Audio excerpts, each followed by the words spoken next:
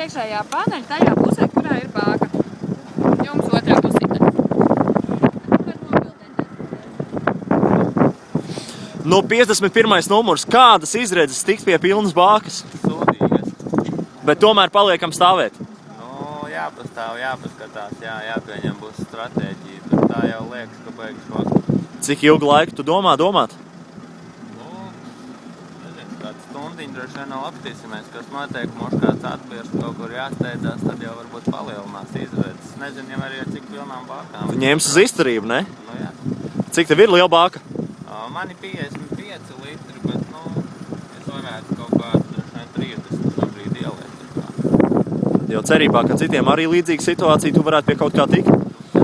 Nu, lai tiktu līdz tam starta punktam, līdz 4. sūknim, tur vēl labs gabals, ko kustināties. Būsi gatavs stumt, ja vajadzēs? Oi, nē, man liekas, turienai pietiks. Bet konkurentus varam arī pastumt, jā. Varam, jā? Jā, protams. Kā uzzināji par akciju? Twitterī, radio, nu, visur jau. Prognozi izdarīji? Nē, prognozi gan neizdarīju. Man bija svarīgāk atbraukt pašam ieprognozēt savu bākā. Ieprognozēt savu bākā, super. Nu tad to arī novēlam. Jā.